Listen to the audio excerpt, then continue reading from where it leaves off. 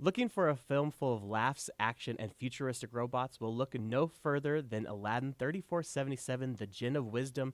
Joining me now is the film's writer and director, Matt Bush. Matt, how are you today? I'm doing fantastic. What an exciting day. Right? Well, to kick things off, can you give us just a little tease of what our viewers can expect when they watch Aladdin 3477? Well, this is essentially the story of Aladdin, but it's set 1,500 years in the future. So it has kind of a Star Wars look to it, but it takes place on the other side of the world. And but it also has lots of adventure, kind of Indiana Jones swashbuckling. It's just a fun ride. And this is the first of three films. And they've all been filmed, so they're going to Oh, happen wow. no matter what. So this is part one of a larger adventure. Mm-hmm. That's really awesome. And like you said, it takes some aspects of like Star Wars, Indiana Jones, and the one that really stuck out to me was Star Wars. And I'm how much influence did you take from Star Wars when creating this like you said 1500 years in the future futuristic world? Yeah, absolutely. And super inspired by George Lucas and everything that they did. It's a lot of practical effects. So we try to do everything on camera. And we had to make all of the sets, we had to make all of the costumes, Wow. all of the props, basically everything you see on screen, other than people and Mm-hmm. maybe the sky. We had to make all of it. So it really was fun to kind of go back to those old school Mm-hmm. practical effects. Oh, absolutely. And you don't see that much these days, anymore. It's 90% green screen and CGI and afterwards. But Yeah. so having the real world stuff definitely rare these days. Now, Aladdin is honestly a very well known classic. What made you want to take this story and add that futuristic spin to it? That's a great question. What initially happened way back when I was in college, I started writing my science fiction epic series of movies that I wanted to make. And I started illustrating it as a graphic novel, and halfway through I realized, oh no, my story is actually kind of like Aladdin, and there was no genie, there was no magic lamp, Mm-hmm. but there were some similarities there, and I definitely did not want to do that. Over time and kind of realizing, Aladdin is public domain, there was never an overnight decision, but over the course of years, it actually became more exciting to try to do Aladdin than to try to move away from it. Yeah. It's really interesting. I never realized Aladdin was public domain. So Hmm. I mean, it's crazy what's public domain out there that people just don't realize. Another interesting thing about Aladdin that people don't realize, even though it's from the book Arabian Nights and all of the names are in fact Arabic, the story takes place in China, and it specifically says that Oh. Aladdin is Chinese.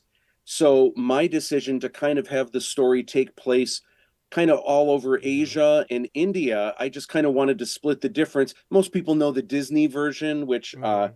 takes place in the fictional city of Agrabah, that is probably in the Middle East somewhere.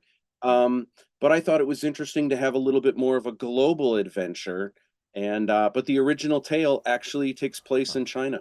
I never would have known that, unless you read the story. Yeah, yeah. That's really interesting to know.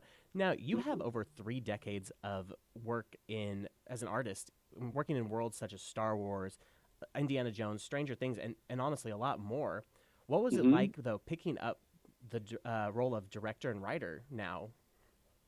You know what? This was such a fun project for me because I've done a lot of different work kind of all over the board where I've illustrated posters and book covers and all kinds of things like that. But I actually got my start in Hollywood doing concept art and storyboards for film.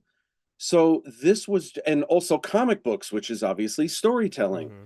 So this really was kind of all of my experience jammed into one project. And for better or worse, I think I did something kind of neat. Obviously, with the help of family and friends, Mm-hmm. we all put so much into this, and I think we've got something unique and Oh, special absolutely. that isn't like everything that you see. Right, absolutely. It definitely is unique. There's not an Aladdin story, as far as I know, set out there in Asia, let alone 1500 years in the future.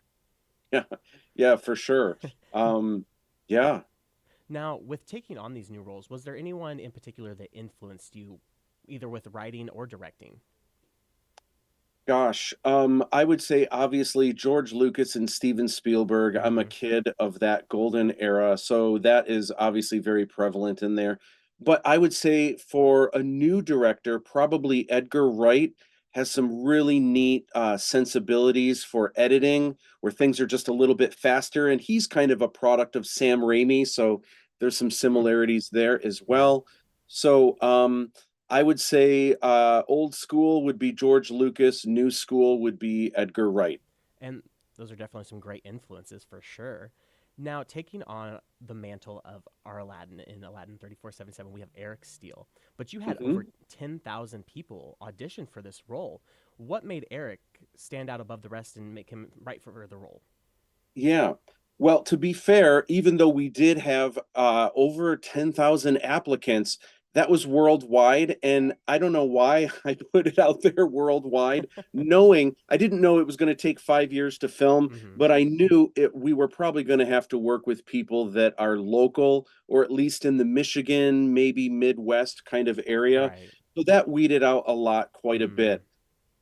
Eric Steele, I had known, and he just has really great sensibilities. He also is a filmmaker, so he works a lot behind the camera on projects. For a while, he was doing stand up, local stand up, uh, open mic kind of things. And I happened to see him, and I thought he was so funny. And he had these sensibilities that were just so kind of charming and almost there was just an innocence to him that really he just had this boyish charm that was fantastic. And he also, I knew he would be up for a very physical role doing Hmm. lots of stunts, and we put him through the ringer, similar to what Sam Raimi did with Bruce Campbell in those early Evil Dead movies. We covered him in slime Oh, and wow. mud and all kinds of Right. stuff. It was great. I did wonder about the filming in the beginning when he gets that bucket of, well, I don't even know what you guys called it exactly. It seemed like it had a few different names to it, but I was like, Yeah. oh, that just does not look like it'd be appealing to have dumped on your face. I mean, I'm sure it was sticky, but the funny Oh yeah. thing was the main ingredients were cream of corn, some oats in there, and then just chocolate. So Hmm. strangely, it smelled delicious. Well, But that's good. I mean, you definitely don't want something disgusting smelling dumped on your yeah, face. yeah. But Now, I'm sure it felt gross right. for sure. So as like more of an independent, smaller filmmaker, what were some of the challenges you faced bringing this film to a wider audience?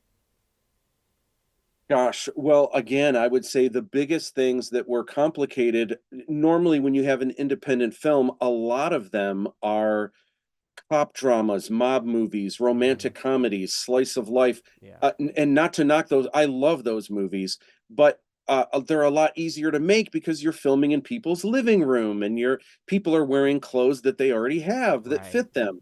So we couldn't do any of that. We had to make all of the sets, we had to make all of the props, um, all of the robots. So we really put a lot of love into it, and it was a challenge, but I think that also made it very thrilling along the way, seeing how everything Hmm. was looking. We tried to raise the bar with each new set that we built, and but it was definitely a challenge trying to make things look like not only way in the future, but the other side of the world. That was a challenge for sure. Oh, I'm sure.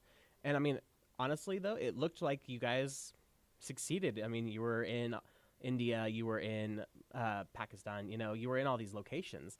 And I did see that you guys filmed it, I think it was over a dozen different countries, right? Yeah, well, really, all that is, it sounds probably more impressive than it was. Initially, when starting this project, I did some world travels all over where I got to go to India and Cambodia, Hong Kong. I spent about a week in each place. That Hmm. helped me get a feel for each place, but Hmm. also I was able to get background plates. So primarily, like when you see establishing shots, those are actually filmed in other countries, and then compositing, ships flying in the Yeah. background and everything. But primarily, everything with actors Hmm. was filmed here in Michigan. Oh, wow. That's awesome. And I mean, really cool to get to travel and get those establishing shots and everything is too. Oh yeah, for sure. And they say, they say whenever you write something, you need to write what you know about. So having the opportunity to go over there, and I'm by no means an expert, but spending a week in each place really kind of made me a lot more comfortable with figuring out, at first I didn't know which country Aladdin was going to be from, or Yeah. where is the princess going to be from. So spending some time over there in all of these amazing places, it just made it, at least I felt like I had a Yeah. better feel for it. Oh, I'm sure. Now, referencing back to what you said earlier about using more practical, practical sets, practical props, and everything like that, you guys used in-camera puppetry and miniatures a lot. Now, did this put in? What made you guys go about this choice, and did that make any extra challenges for you without, the use of CGI as Yeah. much? You know what? Initially, and it's not that I have anything against CGI, but initially, when I kind of set off on this project, obviously I was a fan of the old school practical effects, but I just didn't have the money or the resources to get really good top-notch CGI. I didn't want to have cheesy CGI where it Yeah. just really looks like, oh, it looks like man, this was probably a really good video game like in the 90s, Yeah. but now today like Mm-hmm. just doesn't hold up as well. So I just didn't think I would really have the resources for that. So even though it's spending a lot more time building maquettes and the miniatures and making the mechanical puppetry, it's complicated, but once you have it, it's like magic on screen and it looks fantastic. It looks great. So I think that was the inspiration, was just knowing if I put in the time, we could really make this look good. Right. Well, and those practical effects too help the actor even more than if there's a ball on a stick in front of a green screen. Absolutely. It really did. Another thing that I think helped, because this took so long to film, once every few months, I would have cast and crew over to my house where we would screen rough cuts of the film. Oh, that's And cool. this was fantastic because it really let the actors see kind of how things were feeling and how their characters were Right. developing. Mm-hmm. This is something that they usually don't. I mean, usually they could see right away, like a shot that they just did. They can come around with the director and watch the screen and, like, oh, that looks cool. But actually seeing scenes edited together, I think it really, really helped the camaraderie of the group, but also just helping each actor really understand their character, and sometimes came up with ideas along the way, the things that weren't in the script that made Mm-hmm. these films even better. Yeah, I'm sure that definitely did help. Now, like you said earlier, this is the first film of a trilogy. Can you give us just a little tease of what we can expect going forward when parts 2 and 3 come out? Absolutely. So this, I'm so proud of this first film, but the second two have already been filmed, and so they're happening for sure. So your investment in this first film will pay off. And I have to say, as much as I'm proud of this first film, it's actually my least favorite Oh, wow. of the three films, and I think it's great. Mm-hmm. The second one is my personal favorite because these films are kind of one larger, they make up a larger story where Yeah. it's kind of act one, act two, Mm-hmm. and act three. So just by its nature, act one is the setup, act two is just like Indiana Jones and the Temple of Doom, just like Empire Strikes Back. That's where everything turns upside down. Right. Um, it gets a little bit darker. Also, Mm. the second film is probably the funniest of the three, strangely. Okay. There's some whimsical elements, but the second one is my favorite, and then the third one is just all out epic action. That one is probably my second favorite. So if you enjoy this first one, it only gets better from here. Well, that's definitely a tease. To, I mean, now we gotta wait for parts 2 and 3. But Aladdin 3477, The Jinn of Wisdom, is out now on video on demand and digital HD on Apple TV and Prime Video. Matt, thank you so much for taking the time to talk to me today. We can't wait for parts 2 and 3 to come out. Awesome. Thank you so much. Thank you.